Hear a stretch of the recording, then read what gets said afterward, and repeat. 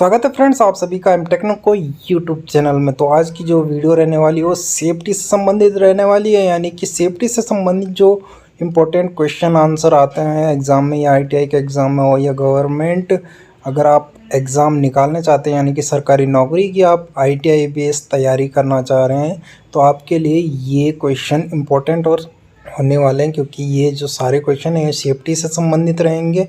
और सेफ्टी के क्वेश्चन जो है सबसे पहले पूछे ज़रूर जाते हैं किसी भी एग्ज़ाम में हो, या फिर अगर आप अदर प्राइवेट लाइन में कार्य कर रहे हैं तो वहाँ भी आपको जो है इस टाइप के कोई क्वेश्चन इंटरव्यू के दौरान जो है पूछा जा सकता है। तो ध्यान से देखिए, फर्स्ट क्वेश्चन पूछा गया है, घटना की संभावना है कि घटना की गंभीरता हो सकती है।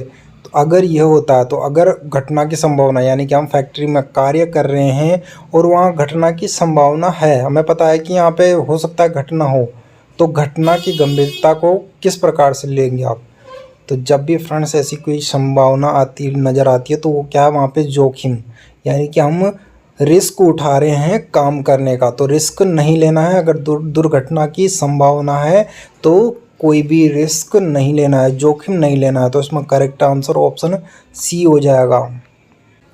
जैसे कि अगला क्वेश्चन पूछा गया, सबसे घातक चोट कौन सी होती है, यानी कि हम कार्य कर रहे थे कहीं पे वर्कशॉप में, हम काम कर रहे थे और हमें घातक चोट लग जाती है, तो वो कौन सी चोट होती है।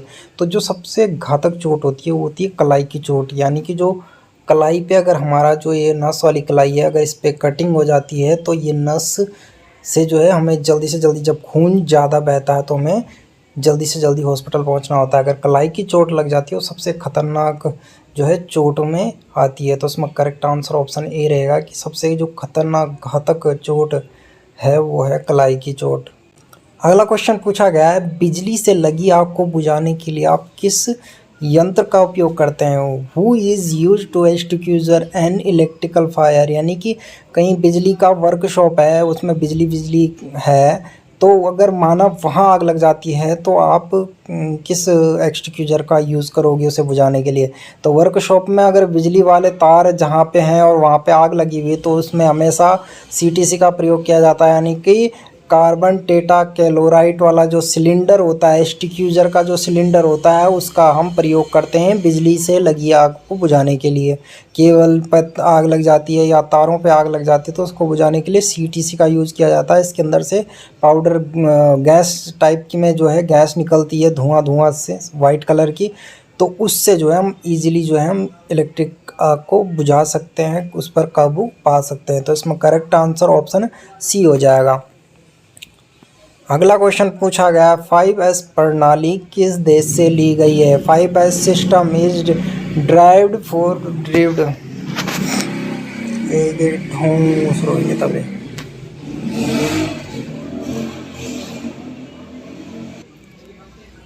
अगला क्वेश्चन पूछा गया, 5S प्रणाली किस देश से ली गई है। तो 5S system is derived from which country, यानी कि जो 5S प्रणाली आपने सभी ने देखा होगा कि जब भी हम कंपनी में घुसते हैं तो कंपनी के अंदर जो है एक बोर्ड लगा रहता है, उस बोर्ड पे लिखा रहता है 5S। तो 5S क्या होता है उसकी पूरी डिटेल जो है उस बोर्ड पे लिखी हुई होती है, और ये हमें कंपनी में या वर्कशॉप में या किसी प्राइवेट लाइन में भी हम काम कर रहे हैं या गवर्नमेंट जॉब में भी हम काम कर रहे हैं तो सबसे पहले ये रूल हमें पता होने चाहिए कि हमें कार्य किस सिस्टम के अनुसार करना है। तो 5S सिस्टम के अनुसार जो है प्राइवेट लाइन में, फैक्ट्री के अंदर या वर्कशॉप में जो है कार्य होता है। तो 5S किस देश की प्रणाली है। तो 5S जो है जापान की प्रणाली, यानी कि जापान ने जो है इसका मेन काम शुरू इस पर किया था कि 5S प्रणाली के दौरान जो है जापान काम करता है, जिससे कि जापान की जो प्रोडक्ट्स होते हैं वो बिल्कुल एक्यूरेट होते हैं, यानी कि एक्यूरेसी में होते हैं। आपने अधिकतर समय में देखा होगा कि जिस यंत्र से हम जॉब को चेक करते हैं, यानी कि हम वर्नियर होता है, वर्नियर कैलिपर, जिससे हम चेक करते हैं, अधिकतर जो है मिटोटोई यानी कि जापान की जो है कंपनी है। तो जापान जो है 5S की प्रणाली जो है एक्यूरेसी के साथ करती है, इसलिए जो है इसमें करेक्ट आंसर जो है ऑप्शन डी हो जाएगा, क्योंकि 5S प्रणाली जो है जापान से ली गई है। तो इसमें करेक्ट आंसर ऑप्शन डी रहेगा। अगला क्वेश्चन इसमें पूछा गया है, आँखों की सुरक्षा के लिए पहनना होगा। हम आँखों की सुरक्षा के लिए हमेशा जो है सेफ्टी ग्लास पहनते हैं, यानी कि सुरक्षा चश्मा। अगर हम कंपनी या वर्कशॉप में हम कार्य कर रहे हैं तो हमें सबसे पहले जो है सेफ्टी ग्लास पहनने होंगे, उसके बाद ही हम आगे का कार्य शुरू करेंगे। तो इसमें करेक्ट आंसर ऑप्शन सी हो जाएगा। जैसे कि अगला क्वेश्चन पूछा गया, यूनिवर्सल सरफेस गेज के कौन से हिस्से समांतर रेखाएं खींचती हैं। यूनिवर्सल सरफेस गेज जो होता है उससे हम कई कार्य करते हैं, जैसे कि हमें लेथ मशीन पर कोई जॉब वर्क चल रहा है हमारा, और उसको सीधा करने के लिए यानी कि उसे 0 टर्न करने के लिए हमें जो है यूनिवर्सल सरफेस गेज का प्रयोग किया जाता है। एंड उसमें जो स्क्राइबर बना हुआ होता है उससे हम मार्किंग करने का कार्य भी लेते हैं, यानी कि हम उससे रेखाएं भी खींच सकते हैं। तो इसमें करेक्ट आंसर रहेगा यूनिवर्सल सरफेस गेज में कौन से हिस्से में समांतर रेखाएं खींचने का कार्य करता है। तो इसमें करेक्ट आंसर गाइड पिन है। तुमने देखा होंगे कि यूनिवर्सल सरफेस गेज जो होता है उसके नीचे गाइड पिनें लगी हुई हैं। देखो बेस पर जो है उस पर गाइड पिनें लगी हुई हैं, जिनके जरिए जो है समांतर यानी कि एक जैसी मार्किंग हम जो है इस यूनिवर्सल सरफेस गेज से कर सकते हैं। तो इसमें करेक्ट आंसर ऑप्शन बी हो जाएगा। फिगर में भी आप फिगर देख सकते हो इस प्रकार का। अगला क्वेश्चन पूछा गया है, बड़े वृत्त के लिए किस उपकरण का प्रयोग किया जाता है। अगर माना हमें ड्राइंग बना रहे हैं, हम कोई ड्राइंग बना रहे हैं, उस ड्राइंग बनाने के लिए हमें जो है वहाँ पे एक गोल चक्र बनाना, तो गोल चक्र बनाने के लिए हम किस टूल का यूज़ करेंगे। यानी कि हम माना मार्किंग करनी है, मैंने राउंड मार्किंग करनी है, 50 mm की राउंड मार्किंग करनी है, तो हम किस से करेंगे। तो 50 mm की राउंड मार्किंग जो है हम ट्रेमल से करेंगे। यानी कि ट्रेमल फिगर में आप देख सकते हो कुछ इस प्रकार का होता है ट्रेमल, जिसको हम स्कूलों में जो है प्रकार के नाम से भी जानते थे। तो यहाँ पे जो है ट्रेमल से हम गोला की जो है मार्किंग करेंगे। तो इसमें करेक्ट आंसर ऑप्शन ए हो जाएगा। अगला क्वेश्चन है फ्रेंड्स, पूछा गया स्क्राइबर किस माइल्ड स्टील का बना होता है। तो जो स्क्राइबर होता है वो हमेशा जो है option C high carbon steel के बने होते हैं। तो स्क्राइबर जो होते हैं माइल्ड स्टील के किस मेटेरियल के बने होते हैं। तो जो मटेरियल होता है माइल्ड स्टील वाला, उसमें जो है हाई कार्बन स्टील से जो है हम वो बनाते हैं।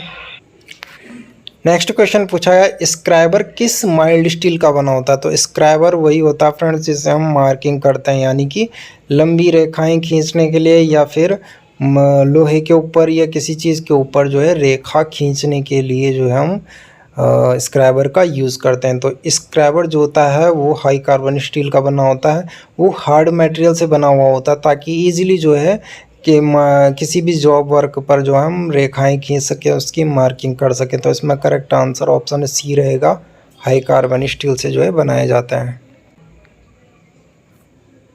अगला क्वेश्चन है मार्किंग और हॉट जॉब के लिए नियमों के प्रकार का वर्णन कीजिए। जो मार्किंग करनी है आपने और गर्म जॉब है, यानी कि अभी अभी भट्टी से तैयार होके आया हुआ है और उस पर जो है मार्किंग करनी है, तो आप किस स्टील रूल का प्रयोग करोगे।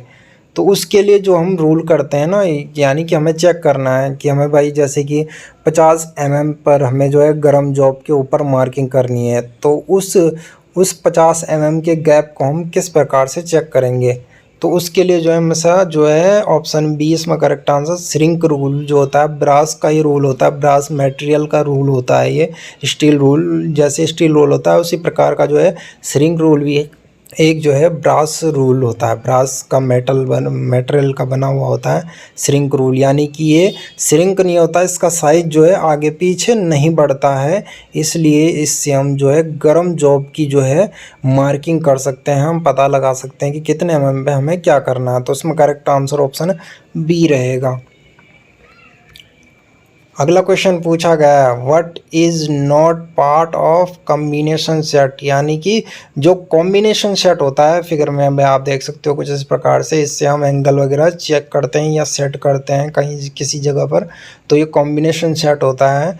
इसी से जो है इसका पूछा गया है कि कौन सा भाग इनमें से नहीं है। तो स्टॉक हो गया तुम्हारा, प्रोडक्टर हेड हो गया, स्क्वायर हेड हो गया, सेंटर हेड हो गया। तीनों चीज़ जो यहाँ पे हैं, प्रोडक्टर हेड ये रहा, स्क्वायर हेड भी है और सेंटर हेड भी है, लेकिन इसमें स्टॉक की जानकारी कहीं भी नहीं है। तो इसमें करेक्ट आंसर जो है ऑप्शन ए हो जाएगा कि कॉम्बिनेशन पार्ट जो है स्टॉक नहीं है। तो इसमें करेक्ट आंसर ऑप्शन ए